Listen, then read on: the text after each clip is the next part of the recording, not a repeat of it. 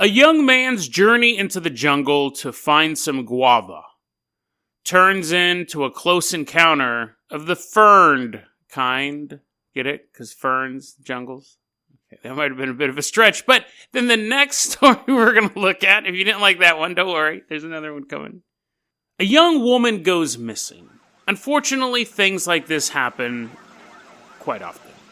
But when her mysterious disappearance is linked to a haunted lighthouse, all bets are off. Today on Dead Rabbit Radio.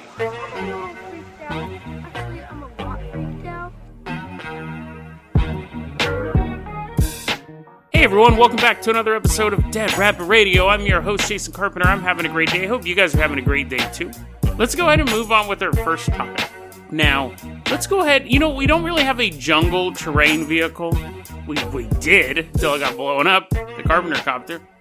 But we're just going to have to hack and slash our way through the jungle here. Because what we're doing is we are going to South America. Specifically, we are headed down to Brazil. So, you're hacking and slashing. I'm just walking behind you because, I'll let you do all the grunt work. You're the one who wants to hear these stories. Hacking and slashing through the jungle. I'll help fight cougars. Or mountain lions. No, what are they called? The jaguars. Yeah, I'll fight those while you're hacking and slashing through. And as we're going through the jungles of Brazil, we also go back in time to the year 1978. I was 2 years old when this story took place, so imagine me as a 2-year-old baby sitting watching... What was on in 1978? Watching Three's a Company. I actually wasn't allowed to watch that show. Not just as a baby... That was one of the many shows that was banned in my house growing up. We weren't allowed to watch Three's Company, which it wasn't that funny anyways. I didn't care. And I don't remember what else, probably because they were banned. But I remember there's a lot of stuff we couldn't watch in our house. Too crude was what my dad said. That show's too crude. Oddly enough, Married with Children. We got to watch that. I think my dad was more relaxed by the time that show came out. Anyways, so, it's 1978. And as we're in the jungle, we're basically cutting a parallel path. We're basically stalking this kid, really. Because we don't want to interact with him. We don't want to interfere with what's about to happen. There's a young man. His name is Luis Carlos Serra. 16-year-old boy. He's walking through the jungle, and he's in the jungle specifically to go pick up some guava, which actually sounds pretty dope. Imagine, and we kind of covered this, the Amazon is actually man-made. It was made as like a giant supermarket by the natives hundreds or thousands of years ago. There's something compelling about being able to just be like, you know what do you want for lunch? I don't know, a couple pears, and just walk out and grab pears. Like, I've never lived in, I know people on farm, basically I've just explained, like, farm life, but I've never been like that. I've always been like, oh man, I want some guava, which I don't. I've never even eaten guava, but let's say I want an apple. I have to walk to a store to get an apple, or walk to a farmer's market to get an apple. I've never just been able to walk out to a tree, pick an apple off a tree and eat it. I've never, ever, ever experienced that at all. Super bizarre now that I say that out loud, but I've never experienced that. I've never walked up to a chicken, shook it till an egg popped out, and ate the egg. I've never done any of that stuff, so. But anyways, he's able to. Luis was able to go in. He's looking for guava. Now it's noon. The hot sun is overhead, beating down on his body. I don't know why I paused like that. It was weird. Anyways, it's beating down on him. And he's just going about his day, and then all of a sudden, he hears and it was louder than that. I was just trying to make a sound effect, a dramatic sound effect. It was a loud bang, but I didn't want to blow your eardrums out. Loud bang. So imagine that clap with the bang on top of it. Times 20, because it's loud enough that gets his attention. He's in the jungle. If he's not paying attention to all the predators lurking around him, he's dead. He's constantly having to turn around so he never has his back to a giant jungle cat. But this noise is loud enough to make him go, oh, but I don't care about what's in the jungle. What's overhead? Because this loud sound came from overhead.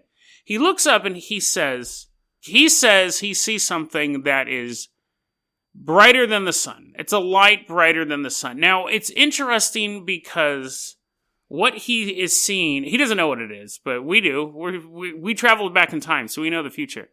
What he's seen is a UFO. And there's a couple interesting things about this right off the bat. One, broad daylight. Like broad daylight. And two, at noon, when the sun's directly overhead, to see something brighter than the sun right above you almost seems impossible. because you're already bathed in light. And for something to be lighter than the light you're in, I guess if you're like outside in the day and someone flashes a strobe light in front of you, that's technically brighter than the sun. But it just seems it seems so bizarre to have that be like, it was looked up at the sun, but then I saw something actually brighter than the sun right above me. And then that wasn't bad enough. If his mind wasn't reeling by like, how is this possible? He starts to be pushed down.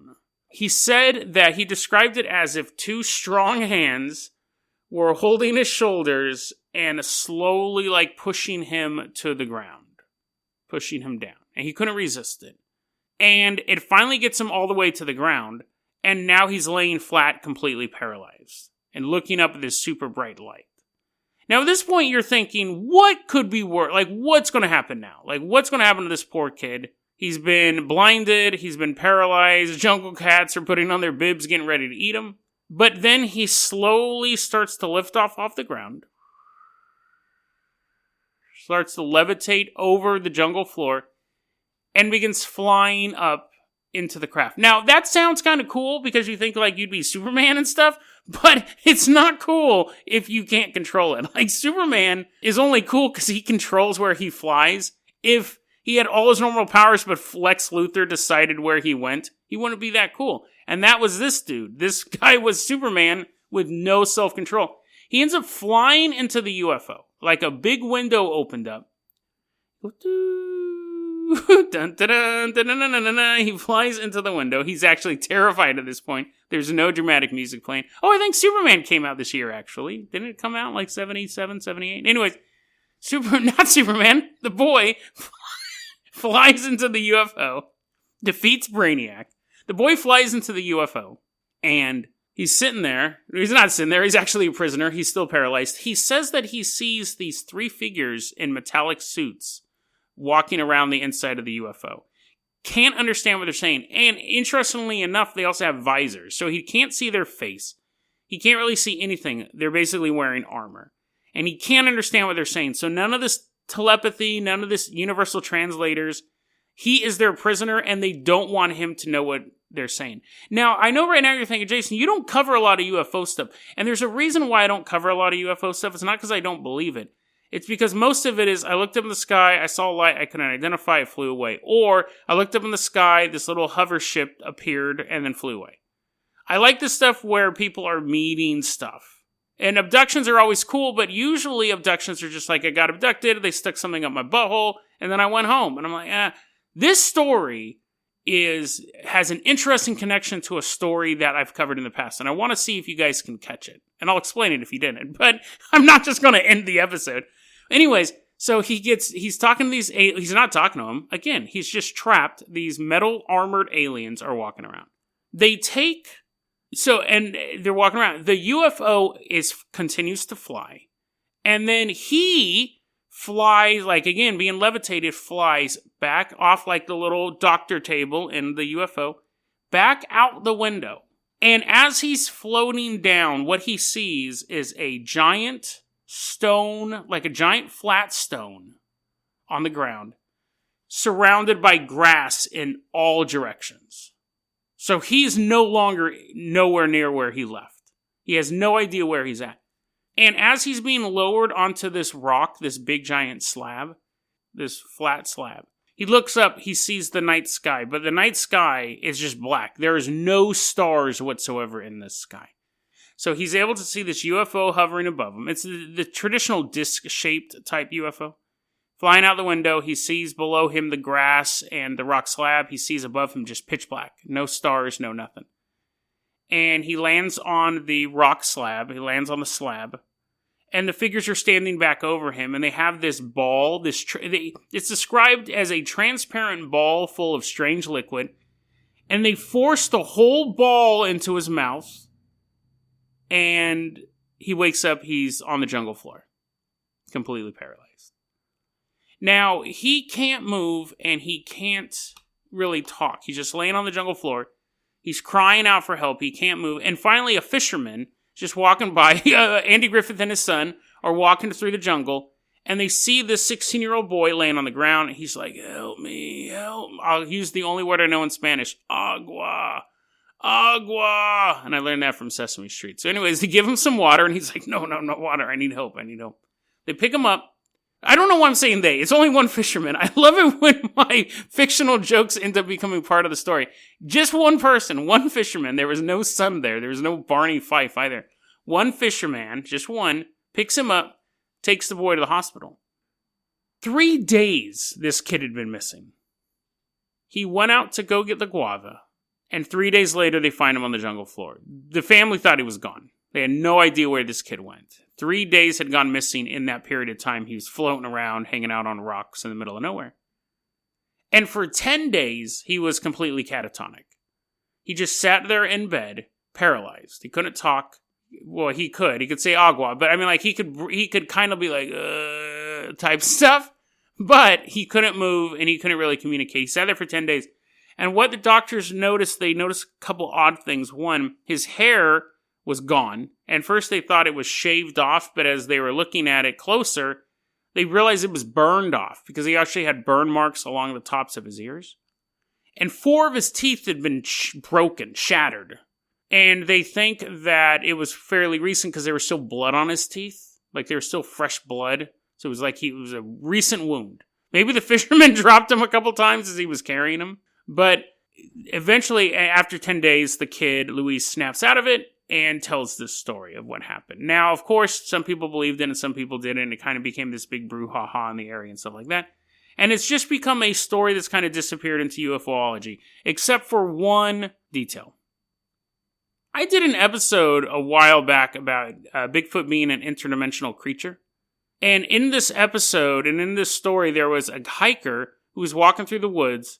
He was walking through the woods. He walked through a portal, which he didn't know was there, and ended up in a dense jungle area where there was a Bigfoot-type creature that was about to attack him from behind. He says, I just saw the hand. I heard a voice go, gotcha. And this hand reached towards him, and then he stepped back out of the portal. But in that portal world where he went, it was bright daylight during when he was walking through the forest, and then he walks through the portal, and it's nighttime in this jungle. He said one of the most alien things about the whole thing was he looked up at the sky. It was pitch black with no stars. Interesting detail, and that's why I wanted to cover this story of Luis. One, I thought it was an interesting story because he's like, it has kind of these hallmarks of alien abductions, but has that extra detail. He was also teleported to some weird dimension where there was just a flat rock and grass going as far as the eye can see. It could have taken him to Kansas, but Kansas has stars. Kansas does have a moon. Like, it's almost like that jungle world of the Bigfoot creature and now this world that these aliens travel to are some sort of void, some sort of nexus place where you can kind of filter in and out of. And them both having the same detail of a black sky with no stars. To me, that is chilling. I know there's like light pollution and stuff like that, so sometimes you don't see all the stars, but you see some of them. You know that they're there. But to exist in a world that's just a pitch black sky with no stars, to me is hellish. That is so alien to the human experience. So yeah, that's just a creepy detail shared between 2 stories on different continents. 2 unrelated stories involving unrelated creatures told by people who have never ever met each other. And these 2 stories have never been connected before this podcast. These are the little pieces of what I believe are evidence that some of this stuff is factual. Sure, 2 people can make up the exact same detail on accident. Or these people survived to tell their stories of this alien world that's accessible from Earth. It's not millions of light years away. You can get to it here through a portal, through a craft. But one thing's for sure. It doesn't sound like a place that is hospitable to humans. It sounds like a place we should do anything to avoid. Let's go ahead and move on to our next story here. Now, our next story is quite chilling. This is a weird one, and this one's still ongoing. The bulk of it has taken place, but there's still search efforts going on. We're going to Connecticut, the state that never sleeps. It's May 17th, 2018, so a little over a year ago this happened. Headed out to Connecticut. So, in Connecticut, there's a lot of people, but we're gonna look at two people in particular. Sophia McKenna, 21-year-old model / masseuse, and her friend Spencer Mugford. He's 20 years old, and he was a sailing instructor, and he did like charter fishing boat stuff. So he was a strong swimmer. He knew how his way around a boat. They were good friends, and they used to date, and then they broke up, and she got together with her ex. So this is all important, but not just being a gossip. I'm like, oh, did you know Spencer and Sophia broke up? I'm not trying to be a gossip. They're friends, and she has a boyfriend, and he's just chilling. So on May 27th, they say, hey, let's go on a boat ride. So they end up taking, and I don't know if technically if they stole this boat or if he had permission, but they ended up taking a boat from the University of Connecticut's boatyard. Can you imagine having such a rich school that your school has like a boatyard? I was lucky when I went to college. I was lucky if I could find a parking spot. And now these, Buffy, did you bring your boat today? Like, who has a boat? Who has a boat section of their college? Anyways, that was my rant. So, it's just phenomenal. Are there colleges that... I can understand a boating college having a boat. I'm not saying like nautical school. I'm like, why do you guys have boats? But this is University of Connecticut. This is where people go to get like degrees in English and welding and stuff like that. They have a boat section? It's just so bizarre to me. Is there like a public university that has like a helicopter section, or they just have like 10 helicopters hanging out? Anyways, so Sophia and Spencer go and they take a boat from the University of Connecticut's bizarre boatyard. So they take one of these boats and they're headed off to a place called the New London Ledge Lighthouse. Now, the New London Ledge Lighthouse is an interesting thing. It's basically a stone pier in the middle of the bay, and there's a lighthouse built on top of it. It's not an island.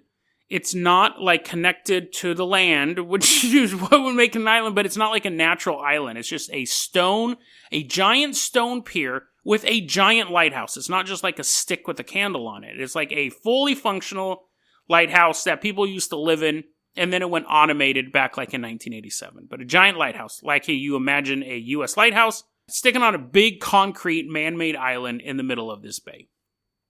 Now, like all good crimes, this is why I don't think he had permission to take the boat, but I could be wrong on that detail, but she began Snapchatting the journey. So early that morning, like around probably like 1:30 or something like that, she posts a Snapchat of Spencer rowing the boat to the lighthouse. And then at 2 a.m., there is a Snapchat photo of her, of Sophia, standing in front of a no trespassing sign at the lighthouse, kind of sticking her tongue out. Very playful photo. 2 a.m. That photo was taken, posted to Snapchat. The next day, Sophia's boyfriend can't get a hold of her. And he's calling around. She's not picking up her phone. He can't figure it out. He ends up calling Sophia's mom and saying, hey, do you happen to know where Sophia is? And she's like, I don't. You don't know? And they kind of have that normal conversation that starts off kind of like, oh, yeah, but it starts to get panicked over time. Sophia's mom goes, okay, well, I'll see if I can get a hold of her. At that point, earlier that morning, Sophia's little sister, had gotten the mother's phone and was playing with it. So the mother didn't immediately see, when she woke up, that there were several missed calls, 7 missed calls from an unknown number on her cell phone. But when she starts looking for Sophia, she does get her cell phone. And that is when she sees those 7 missed calls from an unknown number. She calls the number back. It goes to Spencer's voicemail. First phone call was made at 2:06 a.m. So 6 minutes after the photo was taken. Then 2:07 a.m. 3 calls at 2:08 a.m. And the final call from 2:09 a.m. So the mother didn't have Spencer's phone number in her phone. That's why it was coming up unknown. But Sophia would know the mother's phone. So she was calling from Spencer's phone. And it would make sense because at 2 a.m., her phone that was posting the Snapchat video was in the hands of Spencer. So Spencer has her phone, takes the photo. 6 minutes later, Spencer's phone is making phone calls to Sophia's mother. So that chain of events makes sense. But they start this search. The police begin searching for Sophia, is the first person who's reported missing. Eventually, Spencer is noticed that he's not there as well, and they're looking for him as well. Everyone's thinking the worst. As people are, do you know where Sophia is? Do you know where Sophia is? People go, oh, you know, but look on our Snapchat, this shows she was on a boat late last night. So they then see the photo of her standing in front of the no trespassing sign, and people go, she went to the lighthouse. Like, her and Spencer must have taken the boat, because they can even see in the video of the boat, they see the lights in the background, so they can figure out where the boat was headed. And then there's a photo of her standing in front of this lighthouse sign, no trespassing. People recognize that. Because it's not a super popular tourist destination, but people do go there for a reason, and we'll get to that in a second. So, the police go there, and there's no one there. No one on this man-made island, this lighthouse. It's empty. It's been automated since 1987. So they have to start thinking, what could have happened to these two people? His shirt, Spencer's shirt, is tied around a mooring pole at the lighthouse. So where they would tie the boats down to moor them. So where they would tie the boats down basically to keep them from floating away. They found his shirt tied around one end of that. So that was like one clue that they had. 48 hours after these two go missing, so very shortly on, they find the boat washed up on a shore. It just basically crashed up somewhere. There were no footprints leading from the boat, like across the sand. There was no footprints like leading off somewhere. So they go, the boat must have been abandoned. So they start working with this theory. They go, okay, here's our theory. They did get to the lighthouse. We have photographic proof of that. He tied the boat down with his shirt, and they got up on the island. And at that point, at some point, the shirt started to get untied, and the boat got washed away, and he jumped in the water after it, but he was probably really tired from, the rowing out there. He jumped in the water after it, and she may have jumped in the water after him. We're going to find the bodies, because they are not on the island. They checked everywhere. This is the reason why people knew to go there. People recognize the area, because the lighthouse has a reputation for being haunted. It is a place where people go to, meet ghosts. Ghost hunter shows have gone there. Paranormal investigators have gone there. And if you can take a boat from your college, or you just happen to own a boat, you can go there too. It's not restricted property. I guess there's a no trespassing sign. But, teens are going to jump the fence and go into a graveyard anyway. So, you can go there. You can, physically go there, but they go there to go ghost hunting. It's a spooky place in the middle of nowhere. So that's their working theory, and they actually start to realize that is most likely what happened, because 2 weeks later, they find Spencer's body floating in the water. So they go, okay, so this is what happened. Yes, he tied the boat down, and it started to break away, and he jumped in to save the boat, and she must have jumped in after him, and they're done. And what's odd, very odd, it was they found his body on the day they were having his memorial service. On the day of his memorial service, they find his body. So that does answer that question of what happened to him. But people are still trying to figure out what happened to Sophia. Now I guess tying down a boat with your jacket, I would think, well, that's dumb. Why don't you just use a rope? But, I'm not a nautical person. I'm not a sailor, I guess is the term I'm supposed to use. I guess a tie is a tie. And this guy, he wasn't some drunk frat boy. This is what he did for a living. So he didn't just, loop it around the boat a couple times and then jump up on this pier. He tied it down the way you would moor a boat to a harbor, to a pier. He was just doing nautical knots, is what I'm saying. He wasn't just doing it all loosey-goosey. He had it dialed in. But it did get unmoored, and it did float away. They know that. He jumped in. They're assuming that because his body was found in the river. The question still is, where is Sophia? People are going, whoa. If she jumped in the water after him, how did she make the phone calls? Did she make those 7 phone calls and then jump in the water to find him?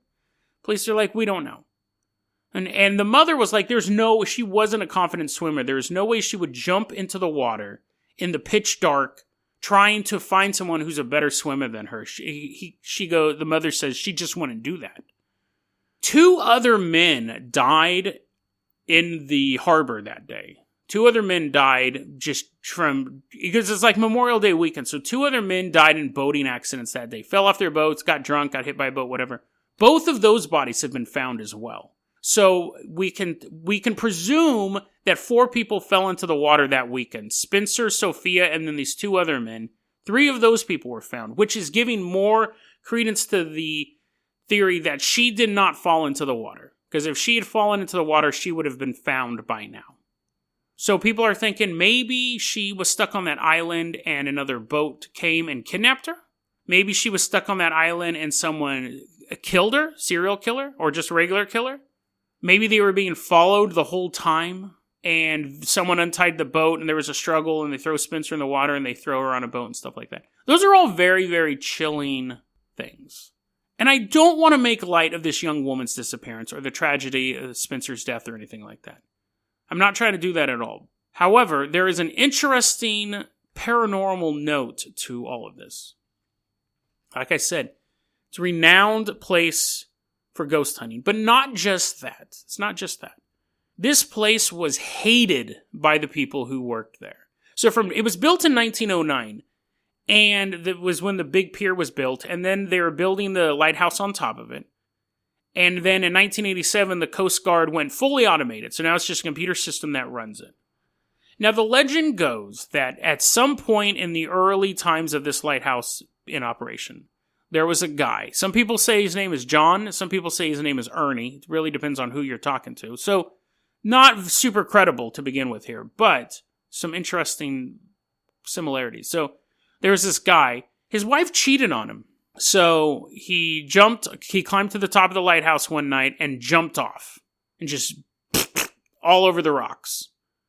And at that point, people were like, well, we got to get a new lighthouse keeper. So they send someone else there. But what happens is lighthouse keepers who are working there keep complaining about doors getting unlocked, of bed sheets kind of flying off their bed. You'd make a cup of tea, it'd fall down. Normal poltergeist stuff. Stuff that is quite annoying.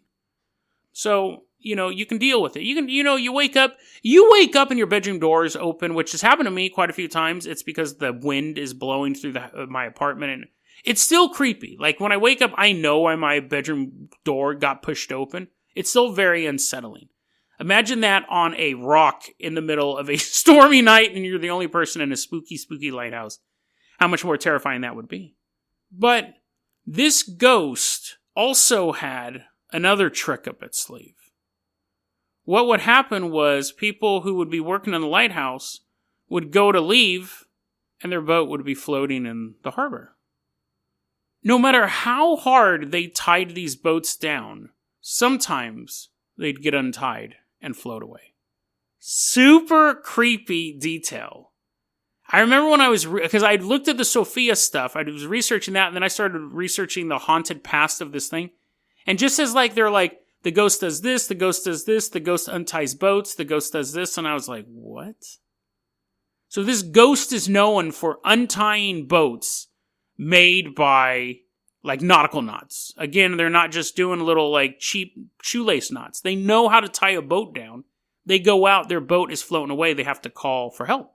That, coupled with the fact that this ghost killed himself over his wife cheating on him, and you have this spirit sitting there in the night, and a young man and a young woman show up at a pier.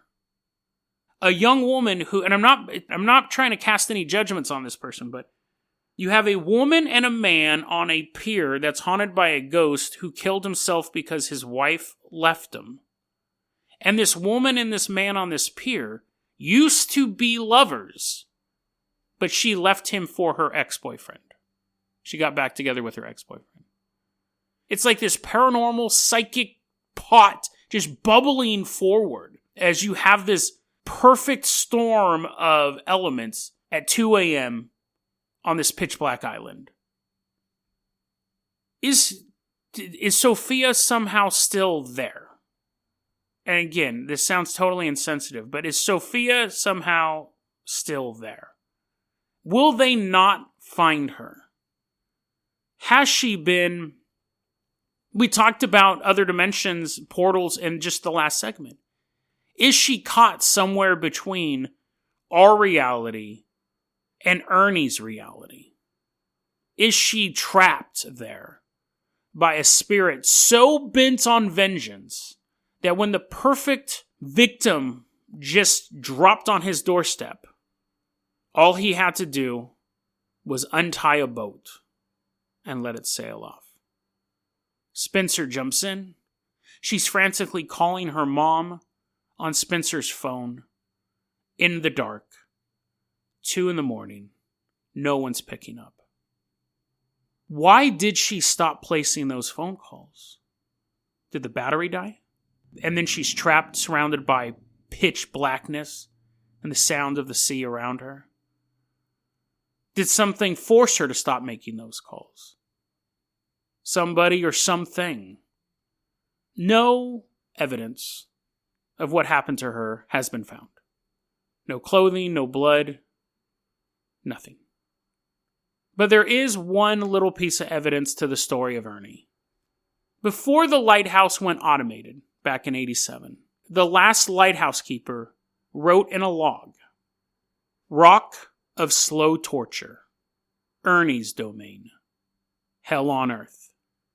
May New London Ledge's light shine on forever because I'm through. I will watch it from afar while I'm drinking a brew."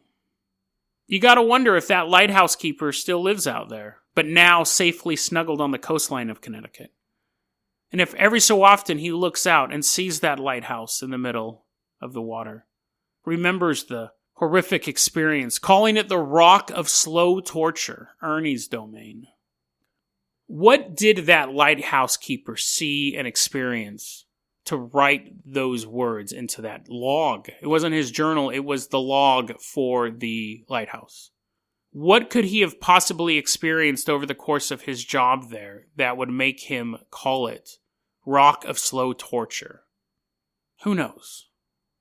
But the frightening thing is, someone else may be experiencing that same thing right now, with no chance of escape. DeadRabbitRadio@gmail.com is going to be our email address. You can also hit us up at Facebook.com/DeadRabbitRadio. Twitter is @JasonOCarpenter. Dead Rabbit Radio is the daily paranormal conspiracy and true crime podcast. You don't have to listen to it every day, but I'm glad you listened to it today. Have a great one, guys.